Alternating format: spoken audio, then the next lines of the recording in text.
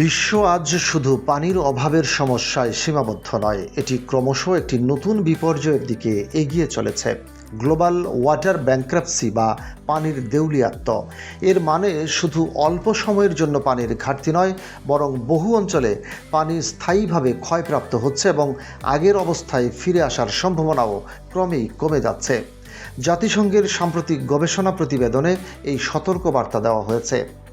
United Nations ইউনিভার্সিটির institute for water environment and হেলথের অধ্যাপক কাভে মাদানি বলেন, অনেক গুরুত্বপূর্ণ পানি ব্যবস্থা ইতিমধ্যেই দেউলিয়াত্বের মুখে।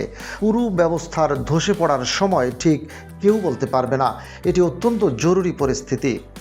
দেউলিয়াত্বের পেছনে প্রধান দুটি কারণ চিহ্নিত করা হয়েছে। প্রথমত, অতিরিক্ত ব্যবহার। মানুষ প্রকৃতি যত পানি ব্যবহার করতে পারে তার চেয়ে অনেক বেশি ব্যবহার করছে। দ্বিতীয়ত, অপরিবর্তনীয় ক্ষতি। বিশ্বজুড়ে জলাভূমি, হ্রদ এবং প্রাকৃতিক জলাধার ধ্বংস হচ্ছে, যা আগের অবস্থায় ফিরিয়ে আনা প্রায় অসম্ভব।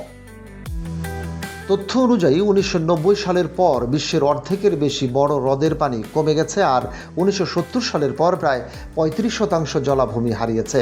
বর্তমানে প্রায় 4 বিলিয়ন মানুষ বছরে অন্তত 1 মাস তীব্র পানির অভাবে ভোগে। খরার কারণে অর্থনৈতিক ক্ষতিও বছরে প্রায় $307 বিলিয়ন।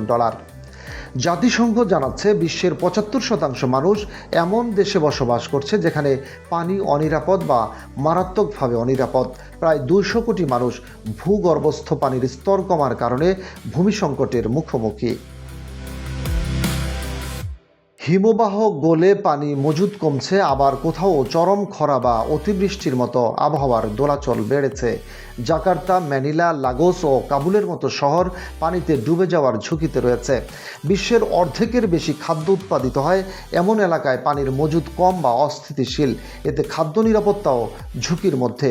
সবচেয়ে ক্ষতিগ্রস্ত হচ্ছে ছোট কৃষক, আদিবাসী জনগোষ্ঠী, শহরের নিম্ন আয়ের মানুষ, নারী ও তরুণরা। বিশেষজ্ঞরা বলছেন, এখনই পানি ব্যবস্থার পুনর্গঠন, অপচয় কমানো, কার্যকর সংরক্ষণ ব্যবস্থা তৈরি এবং বাস্তব ভিত্তিক নীতি প্রণয়নের মতো দীর্ঘমেয়াদী পদক্ষেপ গ্রহণ করতে হবে। অর্থনীতির মতোই দেউলিয়াত্ব মানেই শেষ নয়, বরং এটি সতর্ক সংকেত এবং নতুনভাবে শুরু করার সুযোগ। জাতিসংঘের সতর্কবার্তায় স্পষ্ট, যদি তৎপর পদক্ষেপ না নেওয়া হয় তবে বিশ্ব একটি অব্যাহত পানি সংকটের দিকে এগোবে, যা শুধু মানুষের জীবন নয়, সামাজিক স্থিতিশীলতা এবং বৈশ্বিক নিরাপত্তার উপরও মারাত্মক প্রভাব ফেলবে। রশিদ কামাল, বাংলাবাজার পত্রিকা।